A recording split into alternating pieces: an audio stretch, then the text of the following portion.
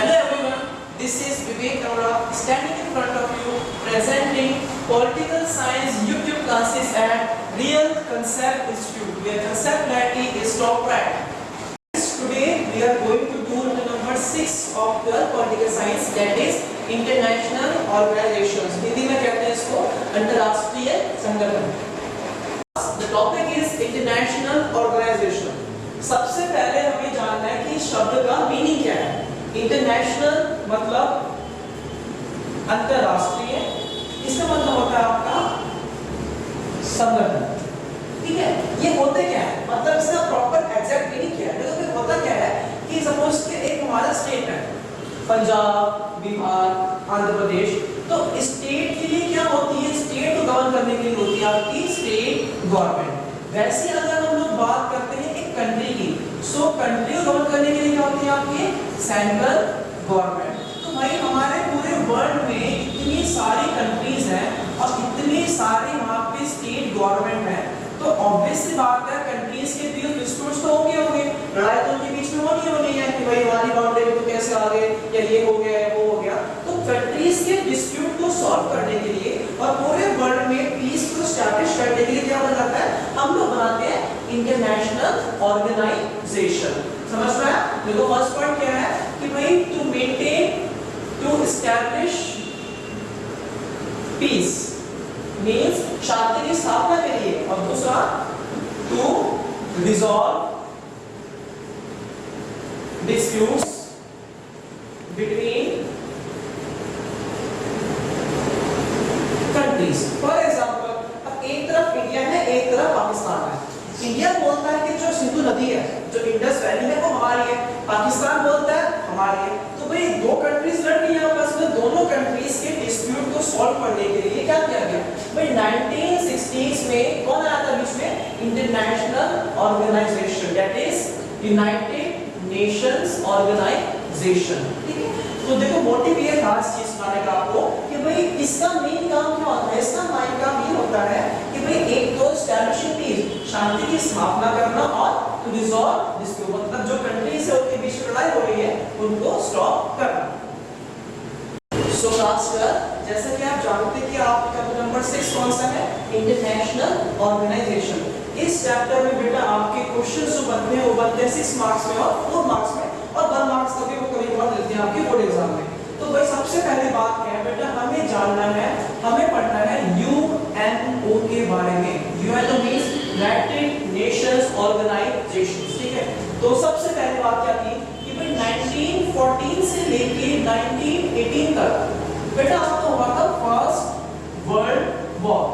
ठीक है, अब भाई फर्स्ट वर्ल्ड वॉर हुआ है, देश में पूरे विश्व में शांति फैल गई, लोग मरे. तो भाई ऐसा वर्ल्ड वॉर दोबारा ना हो, मींस अगली बार तबाही ना मचे, हमने क्या बनाया, हमने बनाया था एक इंटरनेशनल ऑर्गेनाइजेशन. क्या नाम था उसका, लीग ऑफ नेशंस. दोबारा बोलता हूं मैं कि भाई फर्स्ट वर्ल्ड वॉर जैसा दोबारा वर्ल्ड वॉर ना हो, हमने क्या बनाया, league of Nations. But unfortunately ये अपने काम को तरीके से प्रॉपर नहीं कर पाया. और हुआ क्या, हुआ क्या ये कि 1939 से लेके 1945 तक क्या हो गया आपका सेकेंड वर्ल्ड वॉर, मतलब द्वितीय विश्व युद्ध आपका छिड़ गया. अब भाई ये तो अपने काम में हो गया. फिर अब हमें देखना भी है कि हमारे वर्ल्ड में तीसरा वर्ल्ड वॉर ना हो, तो स्टॉप थर्ड वर्ल्ड वॉर हमने क्या बनाया, हमने बनाया यूनाइटेड नेशंस ऑर्गेनाइजेशन. समझ में आया कि मतलब थर्ड वर्ल्ड वॉर को रोकने के लिए, पूरे वर्ल्ड में पीस को एस्टैब्लिश करने के लिए, और जो कंट्रीज के डिस्प्यूट्स थे उनको रिजॉल्व करने के लिए हम लोगों ने क्या बनाया, हम लोगों ने बनाया था United Nations organisation. Now class topic बेटा आपके एग्जाम में, बोर्ड एग्जाम में ये पूछते हैं कि यूएन था, ये कब बना, कैसे बना और इसको किसने बनाया. सो क्लास हम क्या बोलते हैं कि जो भी आपका यूएन था ये बेटा बना था 24 अक्टूबर 1945 में. कब बना, अक्टूबर 1945 में. किसने बनाया इसको बेटा, 51 स्टेट्स ने बनाया था. मींस 51 कंट्रीज ने बेटा इनको मिलके बनाया था. अब सवाल ये आता है कैसे बनाया था, बट इन्होंने इसको ऐसे बनाया था कि by signing UN charter. But आप किस तरह से आंसर बोलेंगे कि the UN was founded on 24 October 1945 by 51 states by signing UN Charter. Now अगर बेटा इंडिया की बात करें तो बेटा इंडिया ने इसको 30 अक्टूबर 1945 को ज्वाइन किया था। बेटा ये क्वेश्चन जो है आपके एग्जाम में 2 मार्क्स में आता है या फिर 1 मार्क्स में आता है, वो डिफरेंट आपके वैरायटी होती है आपके। बेटा इसके साथ साथ अगर आपसे ये पूछते हैं कि भाई एम्स क्या होते हैं, aim and objective of international organisation या वी कैन से यूएनओ, तो बेटा जैसा कि मैंने बताया था आपको, पहले बेटा क्या बोलोगे आप, बेटा आप बोलोगे पीस मींस शांति की स्थापना करना, एस्टैब्लिशिंग पीस।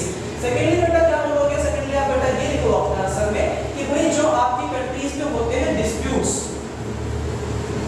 उनको रिजॉल्व करना, मतलब उनको निपटाना, ये बेटा इनके 2 काम होते हैं यूएन के। तो बेटा क्वेश्चन नंबर आपका फर्स्ट क्या बना कि यूएन कब बना, कैसे बना, इसको किसने बनाया, ठीक है। 14 October 51 states UN charter, 30 October इसको इंडियन यूएन के अभ्यास बेटा क्या आता था, peace disputes and dispute resolve आया बेटा, ठीक। तो क्लास अब क्वेश्चन जो बेटा सबसे मेन आपका आने वाला है वो क्या है, यूएन के ऑर्गन्स। वैसे तो बेटा यूएन के आपके 6 ऑर्गन्स हैं, लेकिन बेटा आपके सिलेबस में आपको मेनली 2 ऑर्गन्स पढ़ने हैं जो आपके एग्जाम्स में आने वाले हैं, ठीक है।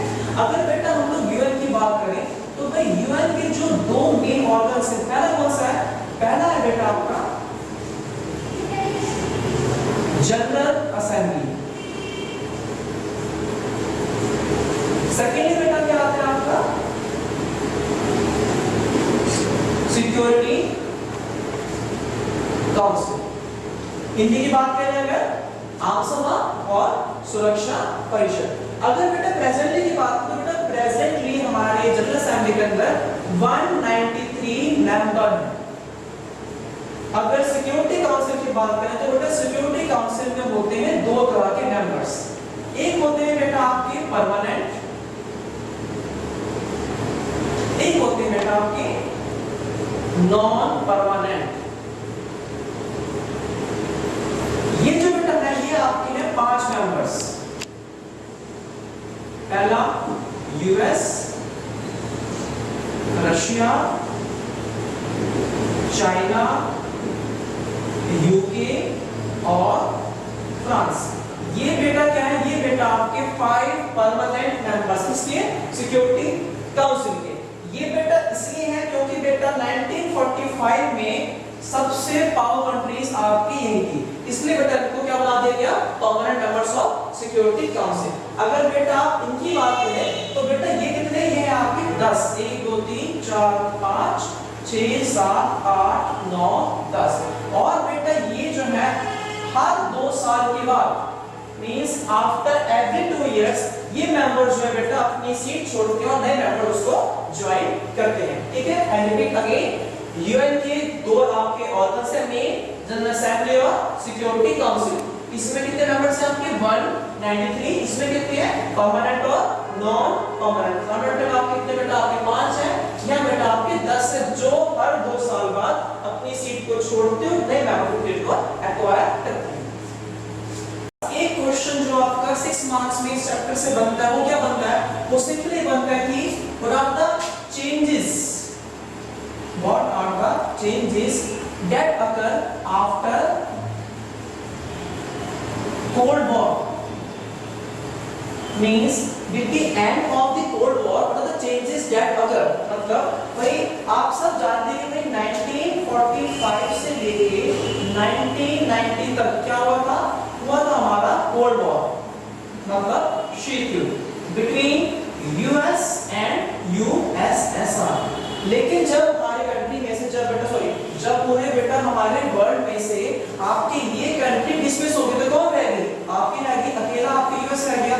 तो ये पूछ रहे थे जब आपका एंड कोल्ड वॉर का हो गया था, सो कोल्ड वॉर के एंड होने के बाद में हमारे पूरे वर्ल्ड में क्या क्या चेंजेस आए। तो भाई 6 आंसर आप 6 मार्क्स में आपका आता है, तो बेटा कम से कम आपको देने पड़ेंगे यहाँ पे 4 पॉइंट्स। सबसे पहले क्या होगा कि भाई जो आपका यूएस था वो क्या था, वो आपका सबसे स्ट्रॉन्ग पावर पूरे वर्ल्ड में बन गया था, पहला पॉइंट। दूसरा आप क्या बोलेंगे कि जो आपका यूएसएसआर वो आपका पूरी तरह से कोलैप्स हो गया था, एक कंट्री सुपर पावर खत्म होगी और दूसरी ने अपना डोमिनेंस पूरे वर्ल्ड में एस्टैब्लिश कर लिया। थर्डली बेटा क्या हुआ, तो थर्डली बेटा आपके सिंपली ये बताते हैं कि जो आपका था रशिया क्या था, Russia was successor of USSR. तो भाई रशिया के यूएसए रिलेशन सब काफी कोऑपरेटिव हो गए थे, क्योंकि अर्लियर दे वर एनिमीज, लेकिन अब जब ये कोलैप्स हो गया तो कौन रह गया, रशिया, जिसने इसकी टेस्ट ली। तो अब इनके और इनके रिश्ते जो थे वो काफी अच्छे हो गए थे। फोर्थ बेटा अगर हम बेटा बात करते हैं तो जो हमारा पूरा वर्ल्ड है, पूरे वर्ल्ड में 1990s के बाद में क्या क्या आ गया, एक तो आपकी आ गई थी LPG means liberal private and global.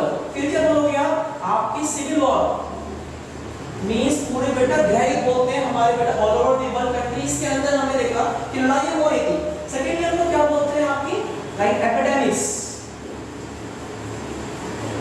And health disease, HIV, swine flu, ये सब आपकी कंट्री में बढ़ गया। कब हुआ ये सब हुआ था after the end of cold war. और अगर बेटा हम इसके एक और पॉइंट्स में ऐड करते तो क्या देखते हैं आप कि भाई जो इकोनॉमीज हैं कहां की, इंडिया की, चाइना की एंड एशिया की, इनकी इकोनॉमी जो है बहुत तेज से आगे बढ़ रही है, दे आर ग्रोइंग रैपिडली। तो अगर बेटा आपसे क्वेश्चन पूछेंगे बोर्ड में पूछते हैं कि what are the changes that happened after the cold war, तो बेटा आपको ये 5 पॉइंट्स मिनिमम लिख के आने ही आने हैं। अगला question is criteria to be a member of security council. मतलब फॉर एग्जांपल मैंने बोला अगर आप भारत में आते हो तो भारत में वोट डालने का चाहिए आपको, you should be age of 18, 18 वर्ष का जरूरी है, ड्राइविंग करनी है तो पूरा 18 वर्ष का। वैसे बेटा सवाल ये आता है कि अगर आपको सिक्योरिटी काउंसिल का परमानेंट या फिर नॉन परमानेंट मेंबर बनना है तो आपकी कंट्री के पास में क्या-क्या होना चाहिए, क्राइटेरिया क्या होना चाहिए, एलिजिबिलिटी क्या है इसकी, यूएन की सिक्योरिटी काउंसिल का मेंबर बनने के लिए। ये क्वेश्चन 2015 के एग्जाम में 4 मार्क्स में आया था, ठीक है। तो बेटा इसका आंसर ये कि अगर आपको बनना है मेंबर सिक्योरिटी काउंसिल का परमानेंट या फिर नॉन परमानेंट, तो आपकी कंट्री के पास, आपकी कंट्री एक मेजर इकोनॉमिक पावर होनी चाहिए। मतलब जो कंट्री इकोनॉमी आपकी वो अच्छी खासी थोड़ी सी स्ट्रॉन्ग होनी चाहिए। Next point, a major military power, country के पास आपकी अच्छी खासी मिलिट्री पावर भी होनी चाहिए। अगर आपके पास दो बातें हैं तो you can be the member of security council permanent और नॉन परमानेंट। थर्ड क्या बोलेंगे, a big nation in terms of operation. अगर जब की बात करते हैं तो ऑपरेशन के टर्म्स में जो कंट्री है, जो नेशन है आपका, वो अच्छा खासा मतलब काफी आपके पास में ऑपरेशन होनी चाहिए। किस चीज के लिए, सिक्योरिटी काउंसिल का मेंबर बनने के लिए। नेक्स्ट आता है a substantial contributor to UN budget. UN के बजट में अगर हर साल आपने अच्छा खासा चढ़ाया है, अगर आपने कुछ दान पेटी में डाला है यूएन की, तो डेफिनेटली आप यूएन के सिक्योरिटी काउंसिल के मेंबर बन सकते हैं। लास्ट में बेटा क्या आता है, a nation that respect democracy. एक ऐसी कंट्री जो डेमोक्रेसी को रिस्पेक्ट करती है, उसको काफी फॉलो करती हो, उस कंट्री जो है वो सिक्योरिटी काउंसिल की परमानेंट या फिर नॉन परमानेंट मेंबर बन सकती है। सो क्लास अगर आपसे पूछा जाता है आपके बुक्स में कि क्राइटेरिया क्या है सिक्योरिटी काउंसिल बनने का, तो आपको बेटा ये सारे पॉइंट जो है वो लिख के आने हैं। आप बेटा डेफिनेटली आप लोग 4 में से 4 स्कोर करेंगे। क्लास 2005 में यूएन ने अपने 60 साल पूरे कर लिए, means it's the 16th anniversary of United Nations. तो जब उसने बेटा अपने 60 पूरे किए होंगे तो उसने पूरे वर्ल्ड से कुछ प्रॉमिसेस किए। प्रॉमिस मतलब कि अब पूरे वर्ल्ड को थोड़ा अच्छा करने के लिए, थोड़ी पीस की एस्टैब्लिशमेंट के लिए और डिस्प्यूट्स को रिजॉल्व करने के लिए उसने कुछ रिजोल्यूशंस दिए जो आपको पढ़ने हैं। ये क्वेश्चन भी बेटा आपका 4 मार्क्स या 6 मार्क्स में आता ही आता है। सो क्लास ये पॉइंट्स जरा पढ़ने आपको, ये क्वेश्चन बेटा आपके फर्स्ट टर्मिनल्स में या प्री कोर्स में आपके कोर्स में आ जाए तो बड़ी बात नहीं है। तो बेटा ध्यान दीजिए सारी एक बात। फर्स्ट पॉइंट बेटा क्या है, मतलब फर्स्ट प्रॉमिस और you can say first revolution क्या था, creation of peace building commission 2005 तक बेटा आते आते हमारे बेटा पूरे वर्ल्ड में अटैक्स बढ़ गए थे, ऑपरेशन इराकी फ्रीडम, ऑपरेशन अमीरी फ्रीडम, 9/11 ये सब बेटा जो हुआ था, इन सब को देखते हुए बेटा यूएन ने क्या बोला, यूएन ने बोला कि हम बेटा पूरे वर्ल्ड में पीस के एस्टैब्लिशमेंट के लिए क्या बनाएंगे, हम लोग पीस बिल्डिंग कमीशन बनाएंगे, उन्होंने बनाएंगे। Next point, establishment of human rights council. कुछ कंट्रीज ऐसी भी है पूरे वर्ल्ड में जो अपने जनता को राइट्स नहीं दे पा रही है, तो उन कंट्रीज की जनता को राइट्स देने के लिए क्या बनाया गया था आपका ह्यूमन राइट्स काउंसिल। नेक्स्ट बेटा क्या आता है, क्रिएशन ऑफ डेमोक्रेसी फंड। मेरी कंट्री है, मुझे यहाँ पे डेमोक्रेसी एस्टैब्लिश करनी है, but I don't have enough funds, तो मैंने क्या किया, तो मैंने यूएन से हेल्प ली, और यूएन ने क्या बनाया, यूएन ने मेरे लिए बनाया था डेमोक्रेसी फंड, कि अगर कोई कंट्री चाहती है कि उसकी कंट्री में डेमोक्रेसी हो तो वहां से उसको पूरी तरह से हेल्प मिलेगी। Next point, an agreement to bind up trusted council. बेटा जैसे मैंने आपको पहले कहा था कि बेटा यूएन के आपके 6 मेन ऑर्गन्स थे, बेटा उनमें से क्या था आपके ट्रस्टेड काउंसिल, जिसको बेटा अब पूरी तरह से बंद कर दिया गया था। एंड बेटा लास्ट में क्या आता है कि condemnation of terrorism in all it's form, जो बेटा आतंकवाद बढ़ रहा था उसकी निंदा करना, मतलब उसको स्टॉप करना। सो क्लास आपने पढ़ लिए हैं ये 5 पॉइंट्स। ये 5 पॉइंट्स बेटा अगर आपसे क्वेश्चन पूछते हैं कि what are the resolution that have been taken by UN on its 60th anniversary, तो आप बेटा ये 6 पॉइंट्स जो है वो लिख के आएंगे। So friends, that's my first YouTube video. I wish आपको concept सारे क्लियर हुए हो। हालांकि मैंने चैप्टर पूरा एक्सप्लेन नहीं किया है, जो क्वेश्चन मेन है, जो क्वेश्चन 6 मार्क्स में आते हैं, मैंने आज सिर्फ वही आपको शेयर किया आपसे, ठीक है। सो आपके जो भी फ्रेंड्स हो 12th क्लास में, जो हिंदी मीडियम हो या इंग्लिश मीडियम में हो, उनसे बेटा आप ये सारे वीडियोस अपनी शेयर कीजिए।